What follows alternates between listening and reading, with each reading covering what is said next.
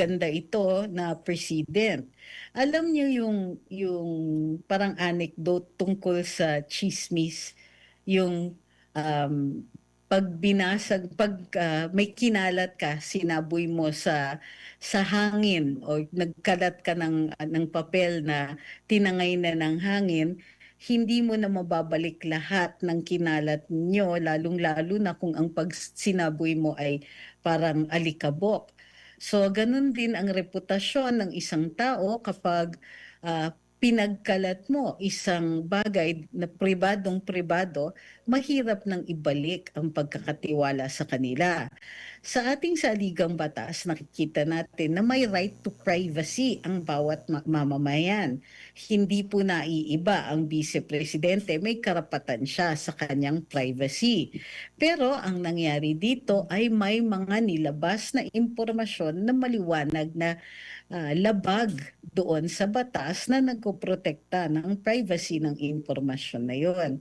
Ah, Lalong-lalo na mayroong tinatawag tayong bad faith na kung hindi po kumot may mandato ang hukuman or I'm sorry, ang Kongreso na mag-conduct ng mga proceedings tungo sa finding ng probable cause or reasonable grounds para ituloy yung pagdidinig dito o yung pagtungo doon sa possible impeachment ng vice-presidente doesn't mean na may karapatan silang lumabag sa batas o gumawa ng mga paraan o kahit anong aksyon na lalabag sa karapatan ng isang tao. So in this case, violated both yung right to privacy, yung Data Privacy Act, yung Anti-Money Laundering Act, at of course yung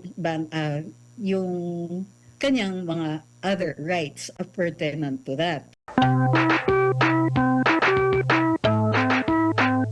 Well, hindi pa ganito, no? Parang hindi yata ko kayang sabihin na pwede na natin tawagin itong impeachment. Medyo impeachment proceedings kasi magiging technical din yan later on. But ang nakita ko na nangyari doon sa proceedings to determine kung mayroong probable cause ay medyo, how do you call this? Kumbaga, kahit ordinaryong mamamayan na nanonood dito ay magtataka at magdududa sa presentasyon o sa pagtatanggap ng ebidensya dito. Halimbawa, kung napansin ninyo, in the course, no, ang ginagawa nila, mayroong complaint, mayroong mga attachments yung complaint, at ang sinasabi nila ay magtatanong lang sila ng clarificatory questions. Gayunpaman, matapos ang pagtatanong ng clarificatory questions, may biglang magma-manifestation. At doon sa manifestation, nagpapakilala ng panibagong ebidensya na hindi naman kasama doon sa reklamo o sa mga attachments nito o minsan ni hindi related doon mismo sa pinag-uusapan na impeachment or any acts of impeachment. Bukod pa dyan, mayroong mga pinag-uusapan tungkol sa nakaraan pa na gawain di umano ng ating vice-presidente na hindi naman sakop ng impeachment or hindi sakop ng kanyang termino bilang vice-presidente. At alam natin na ayon doon sa Duterte versus House of Representatives na kaso ng Korte Suprema, sinabi ng hukuman na ang maaari lang ay i-allege ang mga acts committed during the office kung saan pinai-impeach siya. Kung bukod pa dyan, mayroon of course may konting confusion tungkol doon mismo sa tinatawag nga na report ng AMLC, may konting confusion sa interpretasyon ng mga transaksyon at iba pang mga so-called evidence na ini-introduce nila. So hindi ito ayon sa proseso at tila hindi naman fair. So kahit sinong nanonood dito, naging parang free for all na pagkakataon ng ilang mga mambabatas natin na magkaroon ng na may sabihin at i-interpret ang facts, ang data, at alleged na gawain ng ating Vice President. So none of it seemed very fair. Opo. Ma'am, sakali pong umusad ito, no, kung halimbawa mayroong silang makuhang sapat na boto tapos hindi pa lumalabas yung magiging desisyon ng Korte Suprema, pwede bang questionin sa impeachment court sa Senado yung paggawa nitong mismong reklamong impeachment sa pangalawang Pangulo dyan sa Kamara? Yes, kung di tayo nakakakalimot doon sa 19th Congress, sa unang attempt na i-impeach si Vice President Inday, may mga issues na ni-raise rin ang team o ang defense team ni Vice Presidente Inday Sara, ah, parallel doon sa pangyayari sa petition na nakahain sa Korte Suprema. So, maaari naman i-raise ito sa Senado. It will be up to the Senate kung gusto nilang i-determine or gawan ng desisyon yung i-raise ng defense.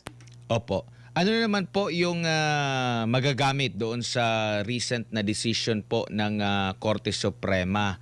Lalo na ipinaliwanag kung ano yung ibig sabihin ng forthwith po. Dun sa forthwith, well, hindi ko alam kung magagamit yon, no? Pero ang sinasabi ng hukuman doon ay nasa jurisdiction ng Senado to determine kung kailan yung actual na pag-uumpisa ng pagdidinig sa impeachment proceedings, so long as reasonable ito at hindi unnecessary yung delay kung sakaling meron, at hindi magagamit ito bilang pag-abandona sa kanilang mandato o obligasyon na i-hold accountable yung impeachable officer. So, yun, maliwanag, desisyon ng Senado yon. At exclusive ang desisyon na yon sa kanila, hindi maaaring mag-intervene ang Korte Suprema, lalong-lalo na at wala naman naipakita na may grave abuse of discretion sa pagsabi ng Senado na, teka, wag muna natin itakal, wag muna natin ituloy. So, wala namang ganong klaseng findings. In short, in the absence of grave abuse of discretion, maaaring mag-determine ang Senado kailan yung umpisa ng pag-hold ng pagdidinig sa impeachment. Opo. Dito naman po sa inaasahang botohan sa plenaryo po ng Kamara, may obligasyon po ba ang bawat kongresista kung paano ba siya boboto? May patakaran na po ba na naaayon talaga? Or still kahit na hindi niya binasa yung mismong report dahil nakumbinsi lang siya, automatic maglalagda lang siya. Wala po bang pananagutan kung ganun lang ang klase ng pagboboto po natin para mapatalsik ang isang impeachable official? Well, ang sabi ng hukuman sa Duterte versus House of Representatives na kailangan, nasa exclusive naman ang mandato ng House of Representatives at ng bawat kongresista na gumawa ng desisyon. Basta hindi siya attended by grave abuse of discretion. So dun sa dating kaso in the 19th Congress, nakita natin na sinabi ng hukuman, may grave abuse of discretion dito dahil ginawa nila yung decision sa pag-i-impeach at pag-forward ng articles of impeachment sa Senado nang wala man lang pag-inform sa bawat kongresista kung ano yung charge. Hindi rin ipinakita na nakita nila yung ebidensya. Hindi sila nabigyan ng pagkakataon questionin yung respondent. At hindi rin nabigyan ng pagkakataon yung respondent na makita yung charge or yung articles of impeachment o ang ebidensya tungo dito. Kung kaya't makikita nyo maliwanag may grave abuse of discretion kasi hindi man lang nila nabasa, nakita, nabigyan ng pagkakataon na makuha o ma-question yung ebidensya at impormasyon tungkol dito, kung kaya't alam natin o magtataka tayo, ano ang naging basihan ng kanilang desisyon. In this case, sa plenaryo po, ang bawat kongresista ay dapat mabigyan ng pagkakataon na mabasa yung charge or yung potential articles of impeachment, makita ang ebidensya nito, mabigyan ng pagkakataon na questionin ang respondent, in this case the Vice President, at mabigyan din ng pagkakataon ang respondent na makasagot doon sa charges na hinaharap niya. Good evening, ma'am. Si MJ po ito. Ma'am, Hi, marami MJ. rin po kasi ang nagsasabi na syempre yung legal team ni VP Sara sinasabi na fishing expedition itong nangyayari. Pero itong nangyari po ngayon sa House Justice Committee, ito ba'y bad or good precedent sa lahat po ng impeachable officers na posible ring mangyari yung sinapit ni VP Sara, lalo na yung nabuyangyang yung kanyang mga records, nabunyag po doon sa hearing from the AMLAC. Well, for me, hindi maganda ito na precedent. Alam niyo yung parang anecdote tungkol sa chismis, yung pag may kinalat ka, sinaboy mo sa hangin o nagkalat ka ng papel na tinangay na ng hangin, hindi mo na mababalik lahat ng kinalat nyo, lalong-lalo na kung ang pag sinaboy mo ay parang alikabok. So, ganun din ang reputasyon ng isang tao kapag pinagkalat mo isang bagay na pribadong-pribado, mahirap nang ibalik ang pagkakatiwala sa kanila. Sa ating saligang batas, nakikita natin na may right to privacy ang bawat mamamayan. Hindi po naiiba ang vice-presidente, may karapatan siya sa kanyang privacy.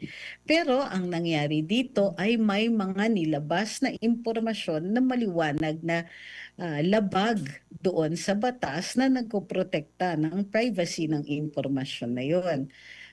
Lalong-lalo na mayroong tinatawag tayong bad faith na kung hindi po kumot may mandato ang hukuman or ang Kongreso na mag-conduct ng mga proceedings tungo sa finding ng probable cause or reasonable grounds para ituloy yung pagdidinig dito o yung pagtungo doon sa possible impeachment ng vice-presidente doesn't mean na may karapatan silang lumabag sa batas o gumawa ng mga paraan o kahit anong aksyon na lalabag sa karapatan ng isang tao. So in this case, violated both yung right to privacy, yung Data Privacy Act, yung Anti-Money Laundering Act, at of course yung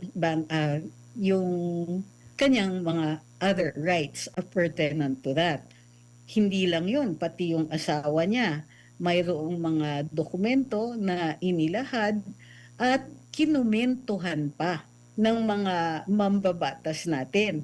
Siguro hindi ganon ka bad faith, kumbaga, ang makikita natin kung paglalabas lang ng data at walang interpretasyon na ginawa dito.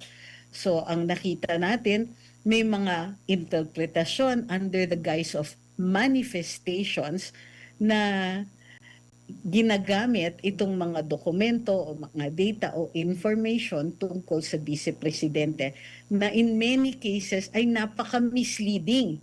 Hindi natin nakita dito isang proseso para mag-determine ng probable cause.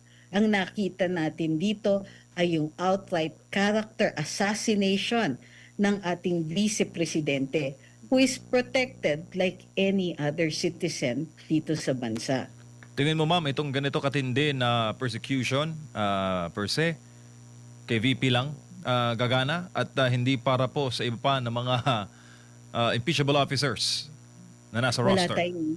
Wala tayong nakita dito na pagpipigil sa ating mga mambabatas at kung ito ay tumuloy at ma-uphold ang ganitong klaseng precedent, ang nakikita natin ay isa pang pagkakataon na magkaroon na naman ng isang proceeding na napaka-unjust, na walang paraan na i-correct or ma-prevent. May nakikita tayo na malaking possibility ng perpetuation ng isang injustice, isang kawalan ng katarungan sa isang prosesong sinasabi nilang sinunod.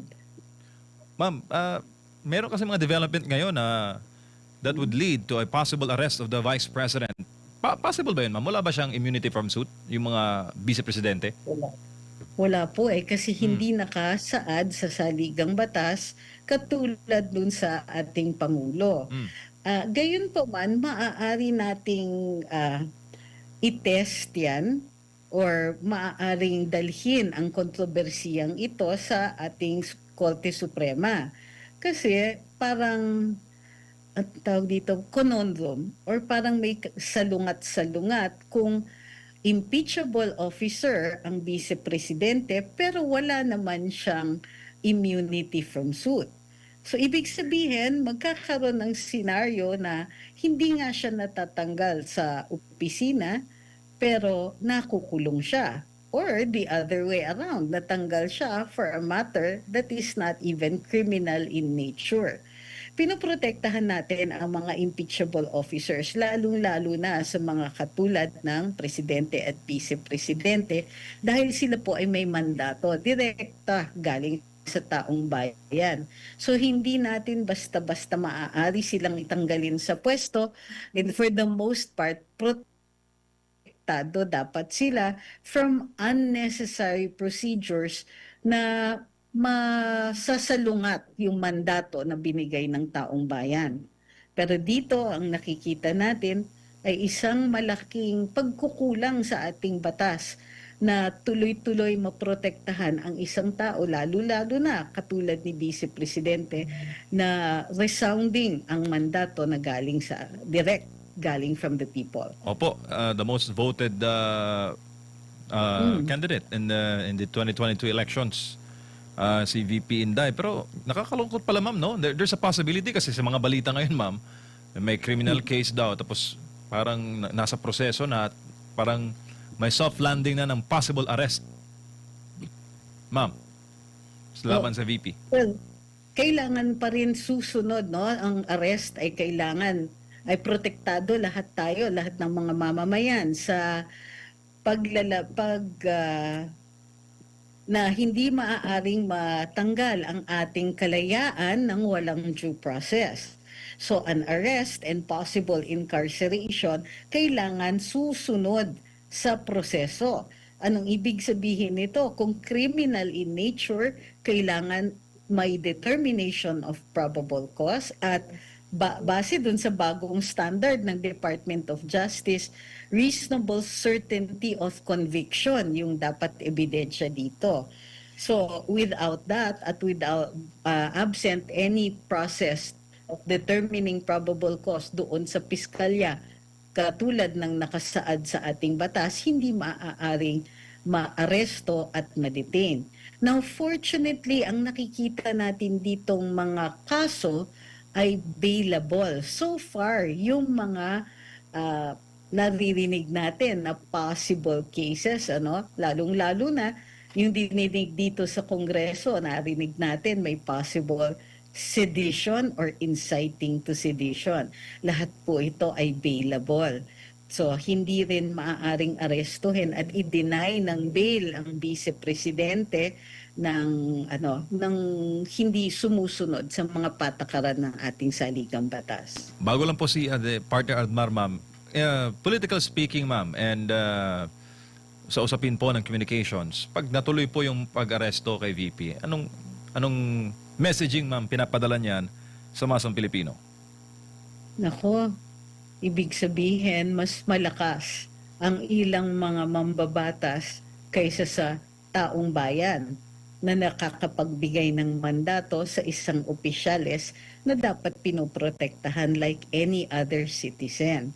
Ang mahalaga dito, alam nyo, okay lang na mayroon tayong official that we submit to a process to hold them accountable. Okay yun, it's a system of balance, a system of checks, a system of accountability.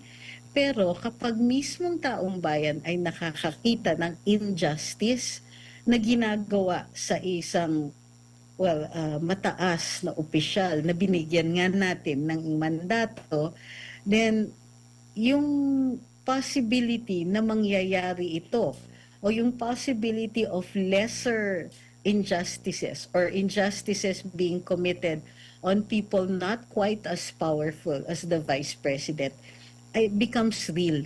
Kumbaga napakalaki ng possibility na yon na kung kayang gawan ng ganito, kung kayang ilabag natin o ang karapatan ng isang tao na binigyan ng ganito kalaki na mandato, ano ang laban ng ordinaryong mamamayan?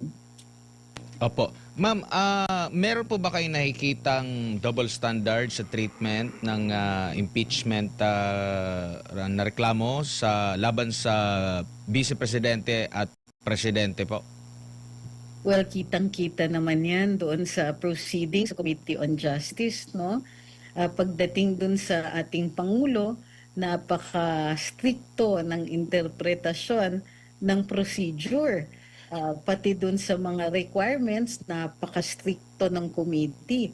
Pero pagdating dito sa ating Vice Presidente, kahit ano pang sabihin ng kongresista, ng miyembro ng Committee on Justice, kahit walang basehan sa facts o sa batas, go lang ng go.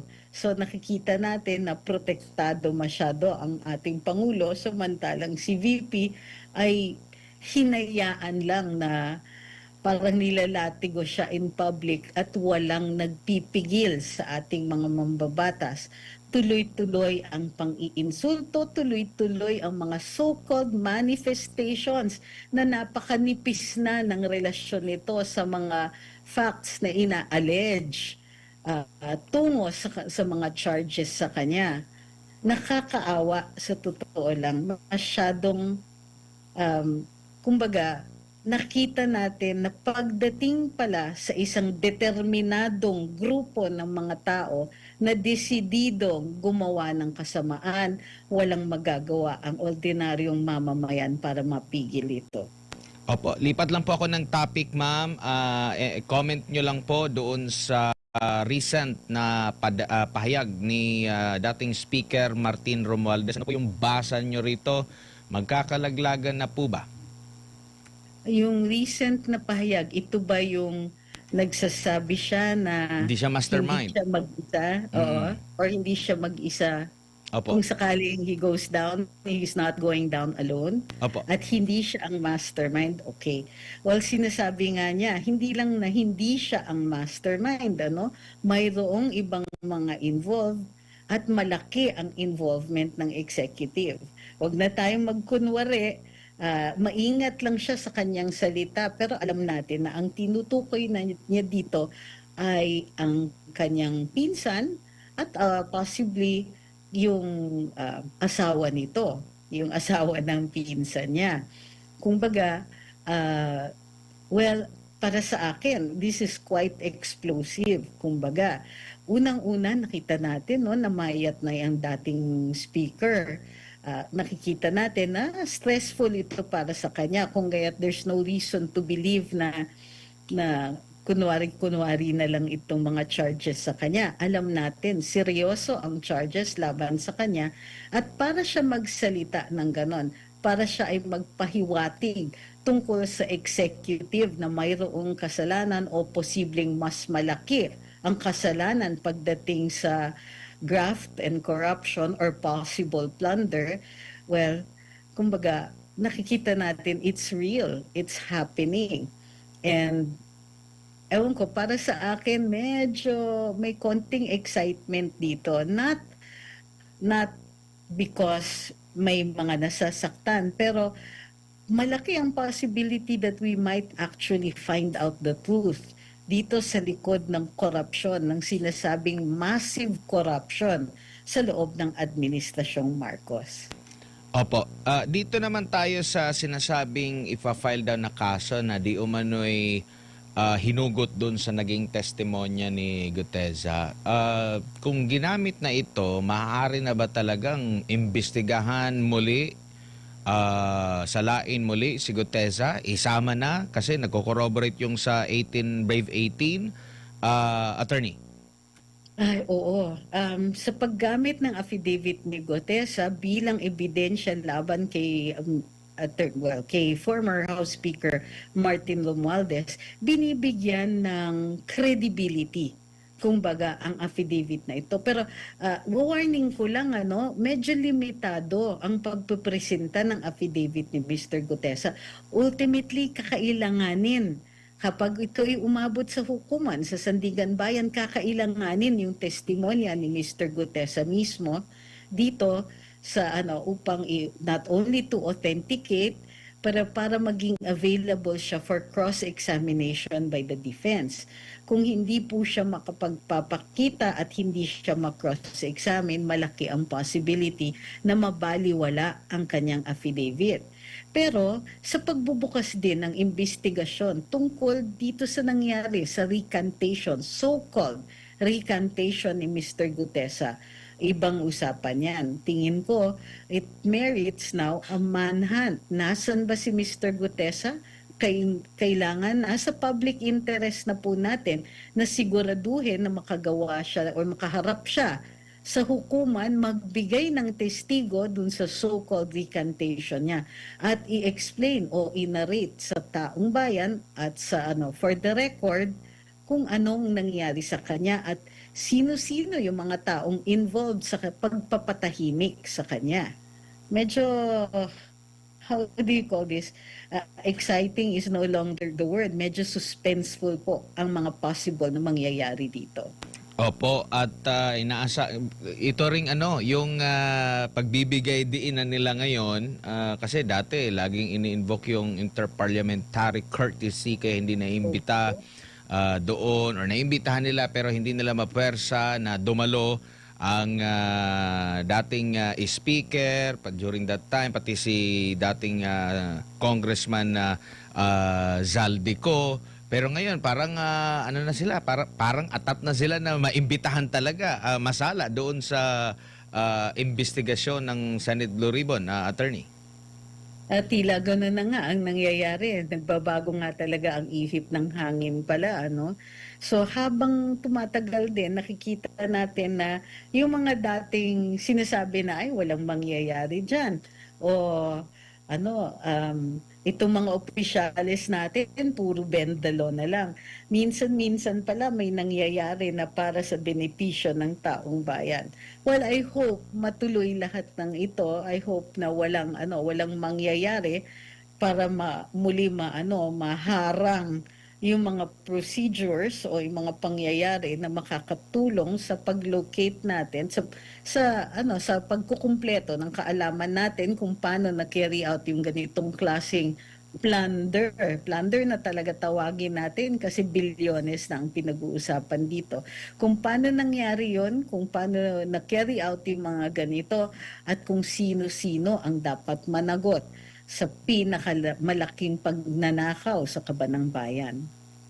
Opo. And dito naman po tayo sa kay dating Congressman Zaldico na issue pa rin. Bakit tila nahihirapan po yung communications ng gobyerno? Ano ba talaga yung nangyari? At hanggang ngayon, dinedepensahan pa rin nila na tama ang sinasabi ng presidente. Pero magulo kung ano nga ba ang tunay na nangyari doon kay Zaldico doon. Kasi madali lang naman niya na siguro magawa ng press release kung ano talaga yung nangyari po sa dating kongresista po, attorney. Parang ginagawa nilang komplikado ang mga pangyayari.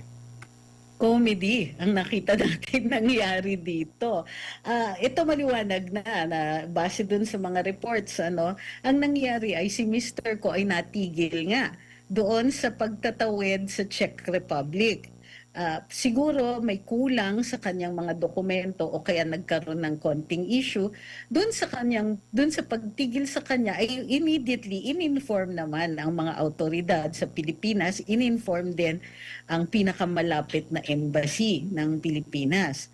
So, posibleng may na-excite Nung nalaman na natigil sa border or sa immigration si Mr. Ko, yung automatically na-interpret na nahuli, na-aresto, na-detain at papunta na ang mga autoridad ng Pilipinas para kunin at ma-take into custody na si Mr. Ko. Unfortunately, dahil ang pagtigil sa kanya ay merely may konting issue sa kanyang documentation, na-resolve kaagad. So kung na-resolve kaagad yung problema o yung duda sa kanyang mga dokumento, walang dahilan para i-hold siya. Bukod pa dyan, wala tayong red notice na nanggagaling sa Interpol para mabigyan ng konting autoridad o dahilan ang Czech authorities na i-hold muna siya for a while. Wala namang charge or wala namang krimen na ina-assert na ginawa siya doon sa Europa at lalong-lalo na sa kanyang pagtatawid doon sa Czech Republic. In other words, na-check yung kanyang mga dokumento, may na-excite at in-interpret ito na isang aresto.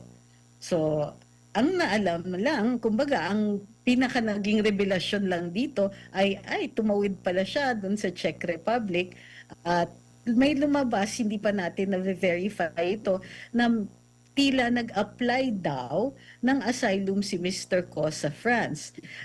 This one makes sense, no? Medyo reasonable yung ganyang klaseng balita dahil malaki yung possibility na yung entry niya dito sa Europe ay through Paris, France.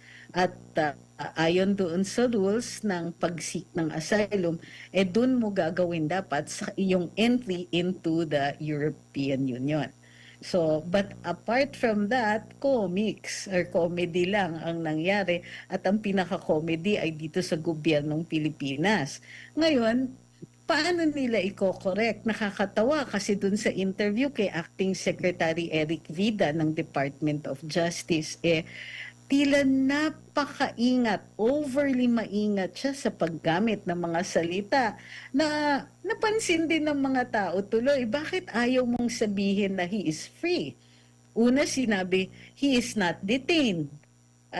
Kung ano-ano pang pag-uulit at nangulit lang ang mga reporters bago talagang inamin nila na hindi siya nakidetain, hindi incarcerated, hindi jailed, hindi arrested, wala. He is free. Wala nang reason, hindi siya hinuhold ng kahit sino mga autoridad. At lalo po tuloy na underscore yung mga pagkakamali at yung tinatawag nating comedy of errors ng ating mga opisyales. Kumbaga, parang ang feeling ng ibang mga tao, ano ba tong mga to? Pagka mahina o incompetent ang isang leader, lahat ng nasa baba, magaling man o hindi, ay nagiging incompetent din. So, this speaks a lot about the leadership, yung communications ng administrasyon ngayon, Kung malabo ang direktiba, malabo yung style of leadership ng namumuno, lahat, it would reflect on the entire body. So, yan ang nakikita natin ngayon. We really have to shape up ultimately. Pero sa ngayon, medyo nag-i-enjoy pa yata ang ilan sa ating mga mamamayan panoorin yung mga ganitong pagkakamali. Opo, Attorney, huli na lamang po. Natataon lang po ba na ang mga vocal na mga kritiko ng administrasyon sa Pangulo, mas nauna pa pong mga nahuli, sinasampahan ng kaso kaysa doon sa mga involved sa trilyong pisong corruption po, Attorney? Oo, hindi naman nawawala sa pansin ng ating mga mamamayan. Mahirap na rin kasi yung bulahan ngayon, lalo-lalo na sa panahon ng social media na maraming matatalino, maraming nag-a-analyze, maraming dalubhasa na libre, online, malaya na magbigay ng interpretasyon o magpaliwanag sa tunay na mga pangyayari dito.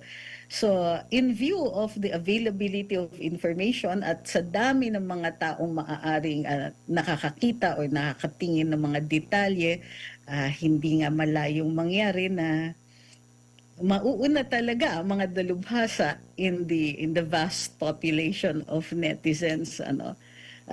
Ito yung mga panahon na mahirap talaga magtago, magtago ng isang pugante o magtago ng incompetence.